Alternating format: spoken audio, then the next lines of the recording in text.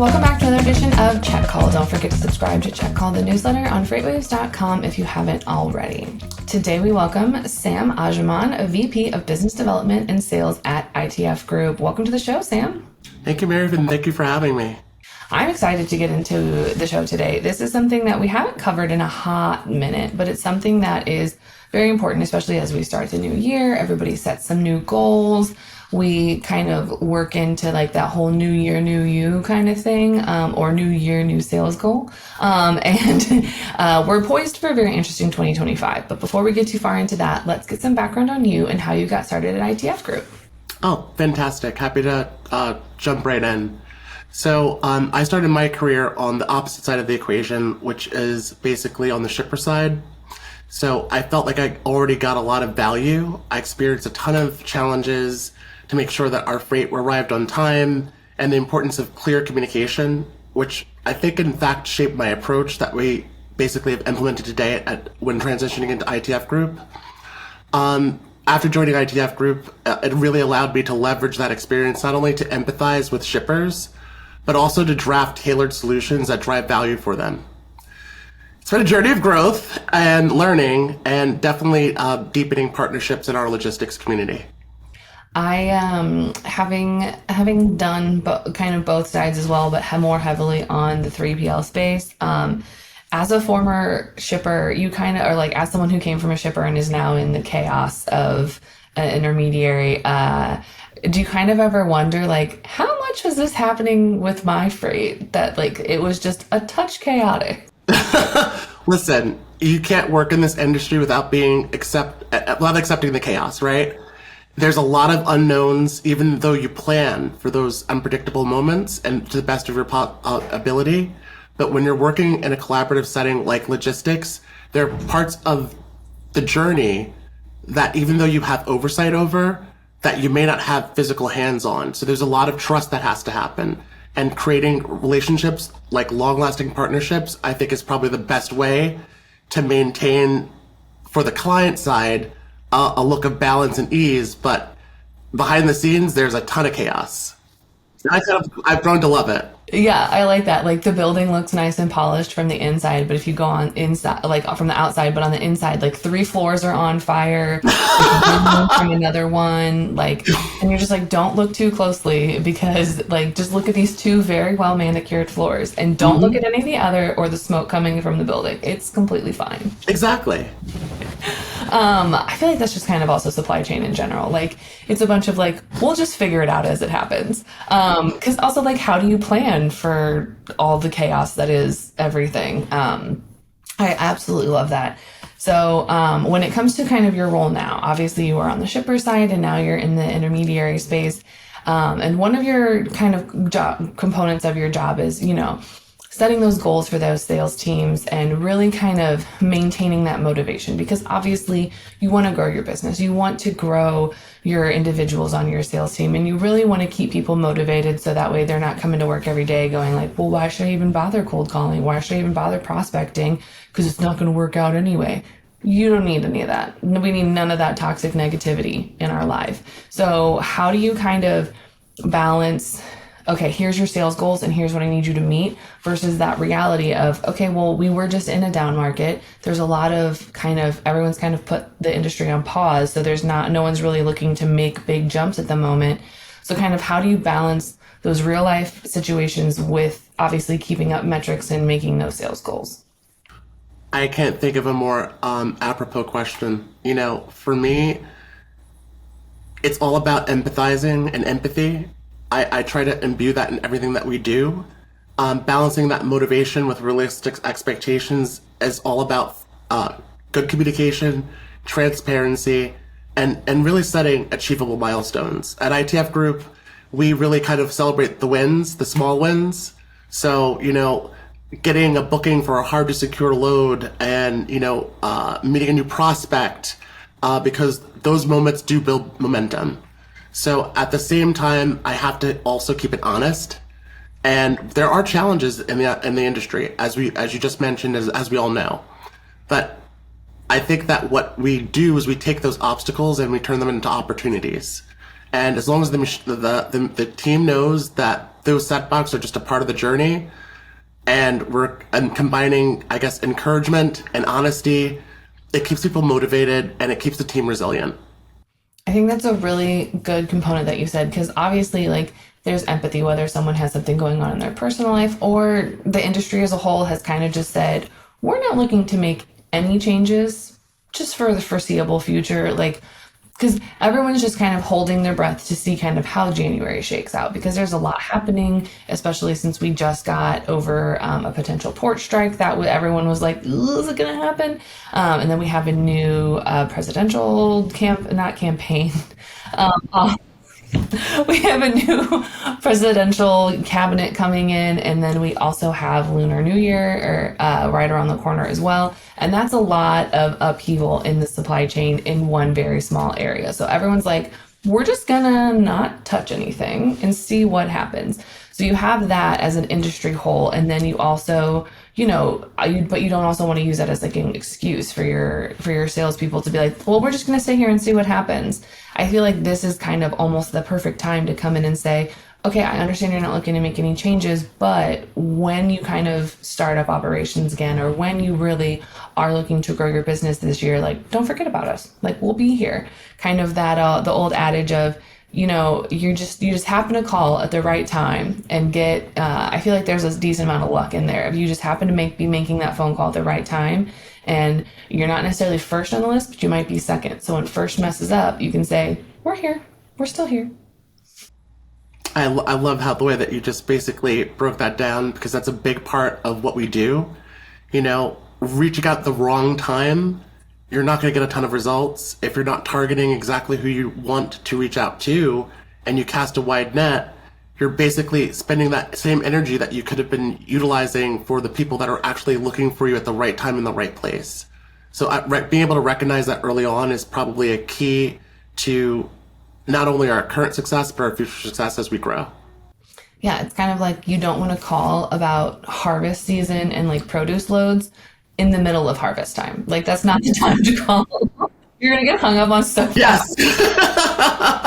There's some learning pains that we've learned, not things of what not to do. So that's an absolutely true statement for sure. Yeah, I feel like those are like, ooh, I definitely messed up, and I really hope this guy forgets who I am and what company I came from, because we don't need to have that conversation again. No, I'll change my name. I'll have another member of the company call, and pray that they've forgotten that I made the gaffe of trying to strike a deal in the peak of their business. So we do try to keep things timed so that we are always appropriately reaching out when we know that they're going to need a little bit more support and their volumes will be high and we've got the capacity to support them. Yeah, that's also kind of a delicate balance too, because if you have a brand new salesperson that maybe isn't familiar with the supply chain or logistics or different industries and when their peak season is, that's a bit of coaching as well, of like, hey, don't call a produce shipper in the middle of like July and August. Like, that's a really bad idea. Is that kind of some of that tribal knowledge that is kind of taught, or is it just kind of like shared throughout the sales teams as they kind of get their feet wet and get ready to roll? Or do you guys have like in these months we call these industries, in these months we call these? Like, how does that break down? Well, I will say this. I've been incredibly fortunate that our CEO, Sam Birkin, is really invested in the right talent and making sure that we have we've got a really varied team. So there are people that specialize and are many different facets. So we have a lot of different services. So whether that's global forwarding, whether it's technology arm, which is Hauler Hub, whether it's our reefer business, or our expedited shipments, we have specialists that basically inform us and inform the rest of the team for just those very scenarios. So it's really, I feel fortunate to work with people that have been in the industry for, 25 years plus. And we get to kind of reap all of that knowledge and utilize it to our strategies and to build off of that. So tribal knowledge for sure, but it's not siloed. It's shared amongst the whole team, which I think is a really important part of building out a strategy. You have to have many voices, but they all have to be heard. I absolutely love that, because like you said, each industry, like you kind of almost need to know a guy, or like you need to know the right things to say to get that person on the other end to be like, oh, this person actually understands what they're talking about. And you can't put someone that's used to doing, oversized flatbed loads, you can't put them on a phone with someone that is trying to move a whole bunch of strawberries. Like that's not a lot of Sounds like you're gonna overlap. get some spoiled strawberries delivered. But that's also like, as someone who I used to move research tractors, I had no idea how to move like tires or automotive parts. I was like, I don't know. I just know that I put a tractor on the flatbed and then it goes. And then I just let them know, hey, watch out for bridges. Like, I don't know. So I love that there's that collaborative thing. And when it comes to keeping people motivated, especially it's the beginning of the year, it's always kind of like, ugh, not ugh, but like it's not, the beginning of the year is not fun. There's not a lot of freight, nothing's really moving. Everyone's just kind of like, well, Christmas just happened and the holidays just happened, so we're all coming down from peak season. How do you kind of keep people motivated to just like keep going and say, hey, it's just a bad month. But we got to keep going. We got to keep showing up. We have to keep trying. How do you keep that motivation? Well, I will say, just to harken back to what you said earlier about the industry and this kind of freight recession that we were just in for a very long time, every team meeting, literally every one-on-one, I'm constantly reassuring the team that everything that you're sowing now, all the seeds that you're putting into the ground, you're going to be able to reap those later. I was incredibly optimistic that by the end of Q4 into Q1, that we'd start seeing like some daylight from the darkness that we've been in. Now, whenever there is, I guess, difficulties or challenges, like I said before, there's still opportunities. So we did actually very well last year. But part of that is the personal motivation, and the strategy that I found is probably most successful is basically being able to align with individual goals and then also to broaden the larger team mission. So whether it's like a team shout out for someone being able to get that call from the person that they've been looking for a while but had just been ignoring all their emails and outreach, or literally getting on a quick call with someone that's been, really hammering away, doing all of this, all the strategic steps that we set in place and still hasn't gotten, through, keeping them motivated by understanding that, listen, this is temporary.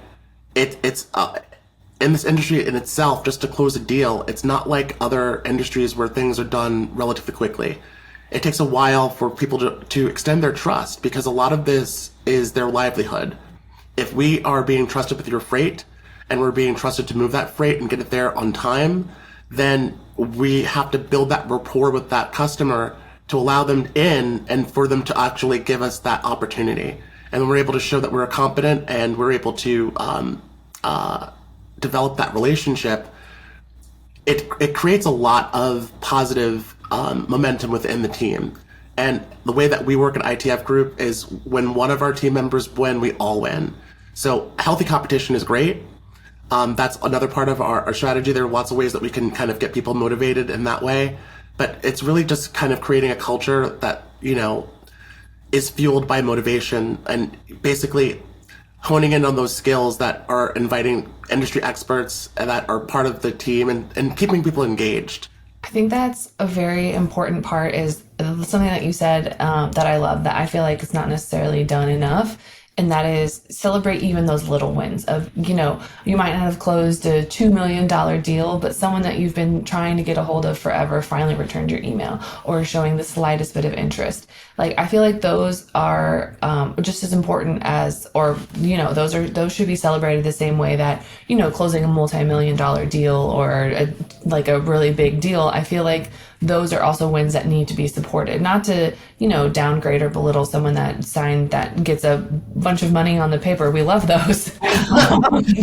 We love those. But also, like, you could be grinding and grinding and grinding away, and then suddenly you make like the tiniest little bit, because that, like, and to celebrate that, like, renews that, like, that motivation of, I'm doing this, I'm doing the right thing. I just had to wait for the right moment. And I Yeah. think that I love that you guys celebrate it all, because honestly, we should celebrate more accomplishments in our lives. I fully agree. Like personal, professional, celebrate it all, get the cookie cakes out, have a good time. But it's not all just about, you know, devoting yourself to the wins and the celebrating the moments. It's also the times that are down, having time to reset, creating better processes. You know, when we're struggling to get things off the ground, it also gives us an opportunity to learn, like where we could improve our process, where have we failed in the past that we've learned from, and can we duplicate those successes faster. It's all about kind of streamlining your process and getting that prioritization with the team to understand that, you know, today's loss could be tomorrow's win. Yeah, and I like that because, you know, nobody wants to be unsuccessful. Nobody wants to experience failure, but at the same time, it's the fastest way to learn. So if you know that, like, sometimes you'll just the luck of the draw. Someone will be like, I am not interested in anything that you have to do. No offense against you. I just truly do not want any of these services. In which case, that was never your right person.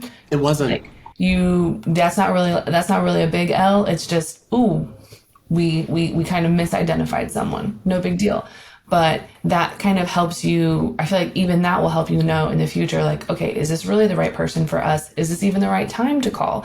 And then also, like, even like you said, it's if you know that something's not working, or you're not getting the responses, or you're not getting that engagement that you need, then what do we have to lose by changing something? We're already not winning. What if we just change one thing and see what happens? And then if it works, it works. If it doesn't, it doesn't.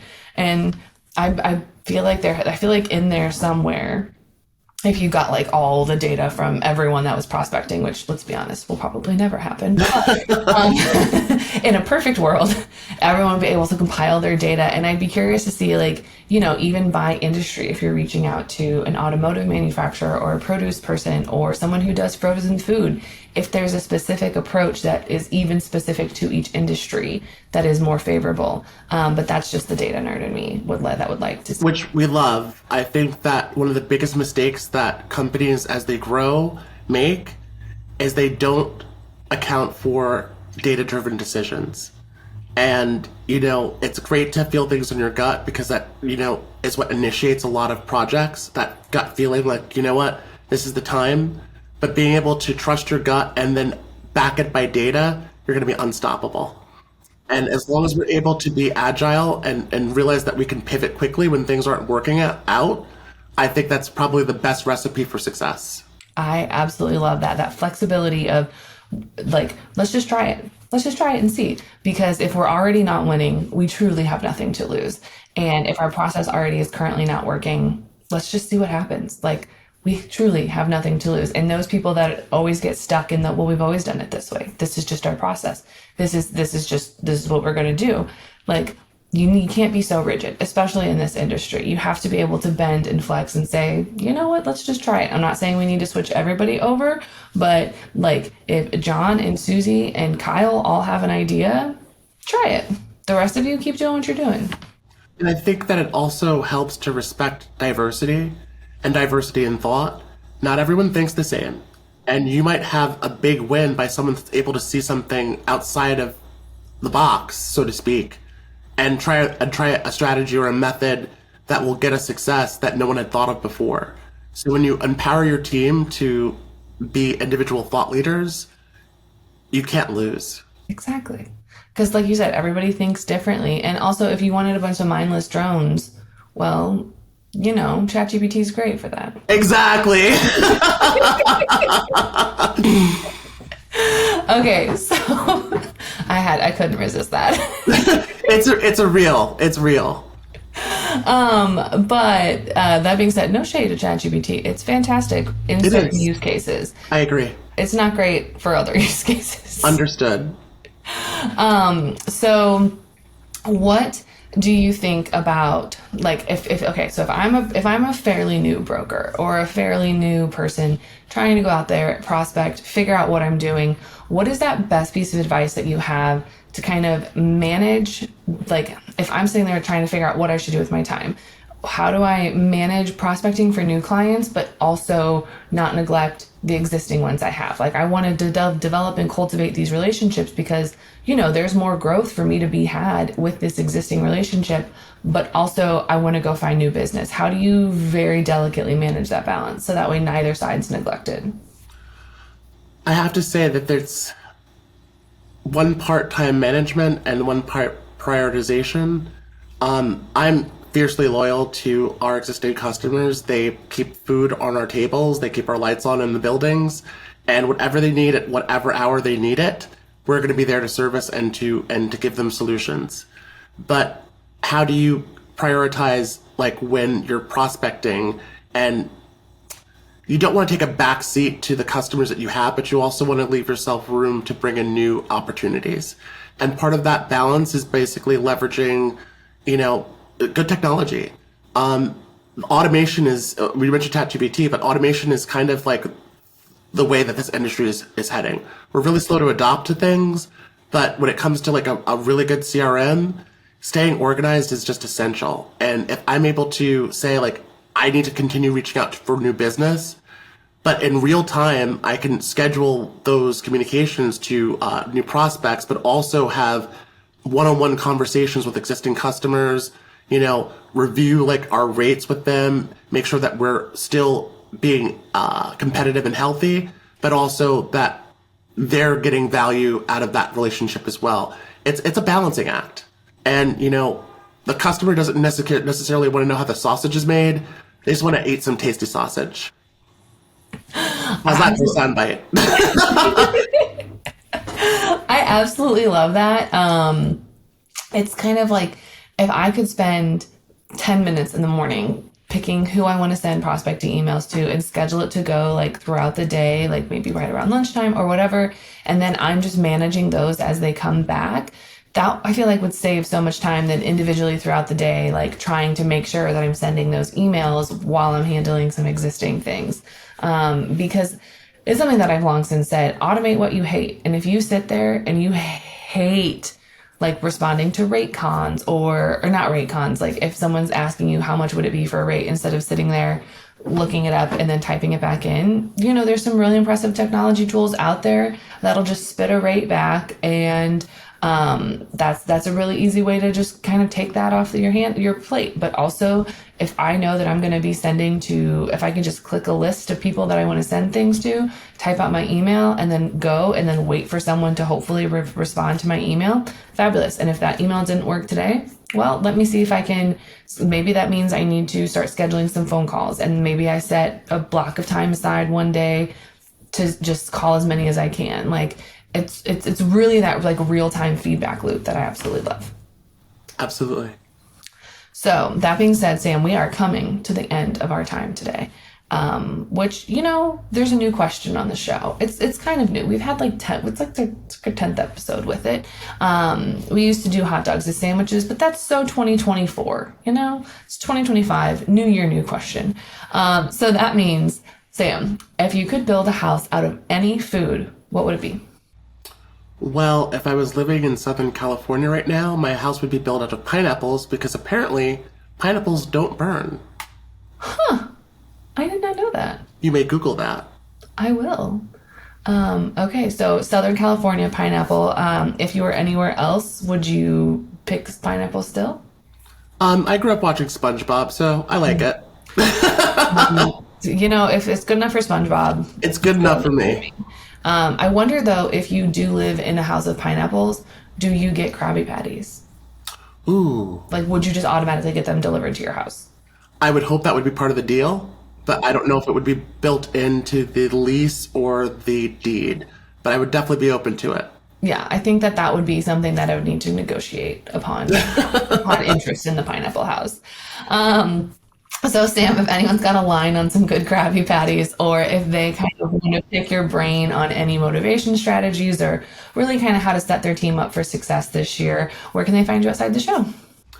So our website is itfgroup.com. We have a new technology that we're thinking is going to pretty much revolutionize the way that people manage their freight, which is Hauler Hub. That should be launching this quarter. And we have a new global forwarding division called Forward Now. All of these are all accessible through our ITF Group website or Hauler Hub or Forward Now. Go online, check out our socials, or just like reach me out on LinkedIn, and I'd be happy to kind of answer any questions, keep this conversation going. This is an exciting time for logistics. I think there are a lot of positive things that are going to be happening. I think some things that we thought might be hindrances might be, again, really great opportunities for growth. Technology is going to be basically hand in hand with a lot of things we're doing in the future, and this has been an industry that's been notoriously slow at adaptation. But I think that there's a lot to be said about that. No matter what you choose to do, whether it's technology, AI, etc., if you put the human face behind it and you keep those human connections, you can't lose. I absolutely love that. And also, you've been holding out on us this whole time that you just casually have these two amazing things you're dropping. I guess that means we're going to have you back to talk about them. I would love that, Mary. That'd be fantastic. Thank you so much for joining us today. Thank you for having me, and I'm looking forward for those Krabby Patties coming soon. You can find Check All the Podcasts anywhere you get your podcasts, like Apple Podcast and Spotify. Don't forget to check out all the other incredible FreightWaves shows, and I'll see you on the internet.